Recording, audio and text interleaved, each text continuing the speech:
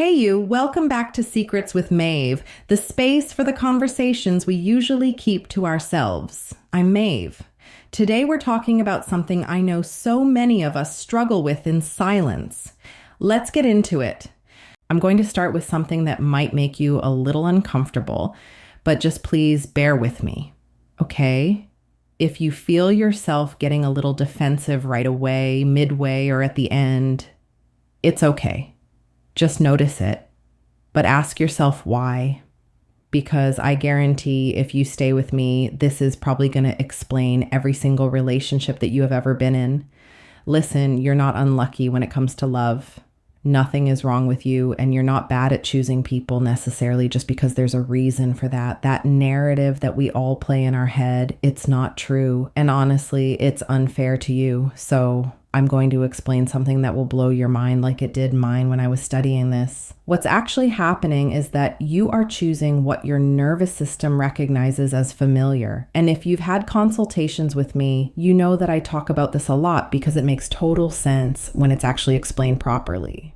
And until you understand why that feeling is familiar, you're going to keep repeating the same relationship with a different person, calling it chemistry or timing or fate when it is not. When I talk about this stuff, I'm specifically referencing the work of Dr. Tara Schwartz. She is phenomenal. But today I'm going to slow it down a little bit because this is one of those things that people hear, nod, and still don't really understand. But once you get it, it totally changes how you see yourself. It also changes how much you blame yourself. And it's just going to open your eyes a little bit. Most people think attraction is about looks, timing, or that chemistry, that spark that we like to say, like, I don't know, it just felt different. It just felt right. But attraction is not magic. Attraction, believe it or not, is just pattern recognition. Your brain and your nervous system are constantly scanning your entire environment for what feels known, what feels familiar, not what's healthy, not what's safe. Familiar. And familiar doesn't always mean good. Familiar means your body just knows how to survive that because it recognizes what it feels. This is a really important distinction between the two. Your nervous system learned what love felt like long before you had any type of explanation or language for it. Before you had adult reasoning, okay? Before you could really analyze anything, you learned this as a child in your home through your first relationships with your parents, caregivers, or even the young relationships that we get into at a very young age. So whatever love felt like back then, calm, chaotic, conditional, distant, emotionally unpredictable, that became your internal blueprint. That same blueprint runs quietly in the background. You don't know it necessarily consciously and you don't choose it, but it heavily influences who you feel drawn to as an adult. I'm going to make it really simple and real because this is where some people usually have the oh moment. If you grew up feeling unseen, emotionally overlooked, or like you had to compete for attention or love, your nervous system learned that love feels distant. So later in life, when somebody shows up fully available for you, emotionally present, consistent, texting back, calling when they say they will, your body might actually feel a little bit uncomfortable and uneasy. And you might say things like, they're really nice. I just don't feel it anymore. Or I don't know, something's missing. And they can't really pinpoint what that is. But then somebody else comes along. They're hot and cold. They give you just enough attention to keep you guessing. You're always wondering where you stand. And suddenly, you are hooked. That lights you up because it's love, right? No, it's not love. It's because your nervous system recognizes that pattern. Your body goes, oh, I know this feeling. This feels familiar. That pull you feel isn't romance.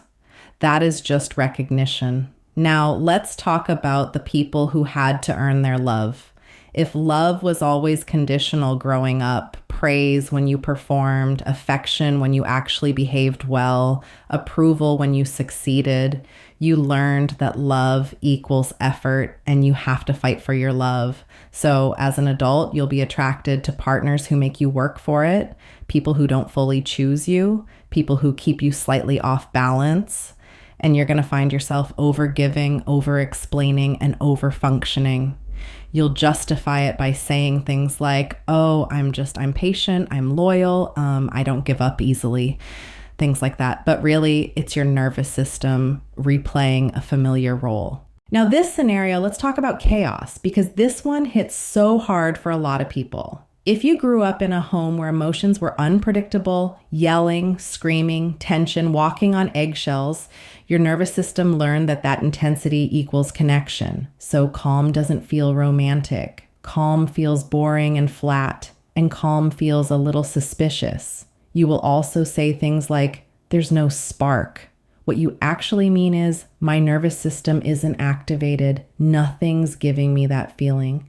And this is something that people almost never realize. Your body doesn't know the difference between excitement and anxiety. It just knows that arousal feeling. So you have that racing heart, right? That obsession, that constant thinking about them. That is not passion. That is your body getting a little dysregulated. And that's why people confuse that intensity with intimacy all of the time. Intimacy feels steady. Intimacy feels good. Intimacy feels calm. But intensity feels urgent. Urgency comes from wounds.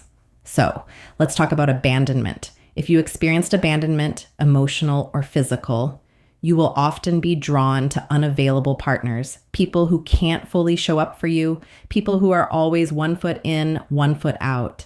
And the reason is pretty simple. Even though it's painful, your nervous system is trying to resolve that wound. It believes that if I can get this person to choose me, then I'll finally be worthy for them. But you don't heal abandonment by being chosen by somebody unavailable.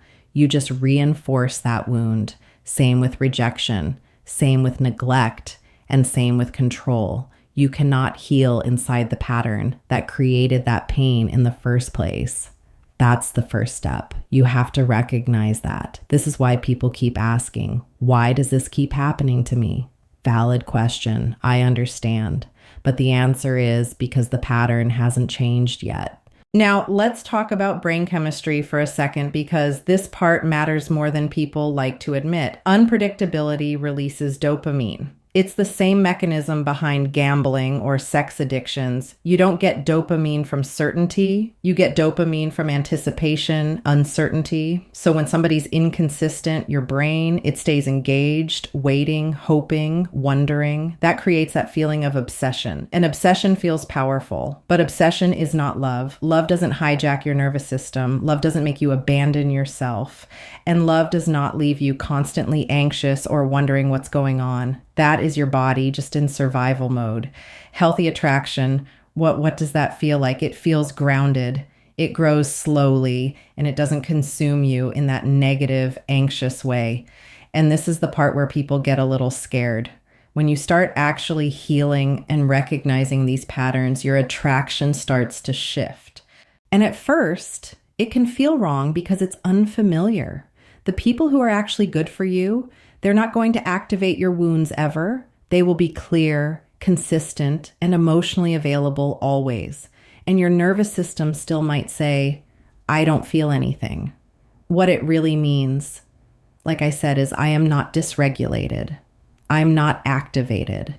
That doesn't mean that there's no chemistry. It means that there's no chaos.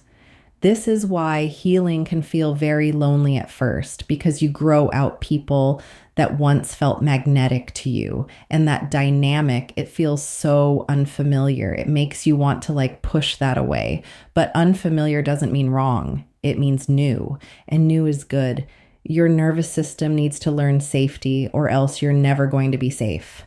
This is why also people sabotage healthy relationships. They pick the fights, they create the distance, they lose interest fast because it feels boring. Not because the person is wrong or bad for them, but the calm that they bring, it feels threatening to a nervous system that is trained in chaos and negativity. So what do you do with this? First, stop feeling sorry for yourself and stop shaming yourself. These patterns were adaptive. They helped you survive once. But these survival patterns, they don't make a good relationship, and they don't make good relationship choices. Second, you need to stop asking, why do I attract people like this? And you need to start asking, what part of me recognizes this? And that's where the real work is, because you're going to get some answers. But finally, just understand this. You do not and cannot attract better partners by wanting better partners. No, you attract better partners by becoming safe within yourself and becoming that person that would attract somebody safe for you. When your nervous system finally heals, your attraction gets to recalibrate and you get a second chance. Consistency now becomes attractive. Clarity becomes super sexy and effort becomes normal. And the people that once had power over you, they don't even register anymore. They're like, poof, gone. It's not because you're cold, but because you have outgrown them. And that's not avoidance. That is your evolution. So next time you start recognizing these patterns when you get into a new relationship, don't avoid it. Go inward with yourself and ask yourself, what is going on? I keep attracting this for a reason. What is that answer? When you finally get that answer, you can recognize it now in future relationships that you get into, and you can push that feeling down and go where it feels uncomfortable and unfamiliar, because that is the path to growth. Just trust me on that.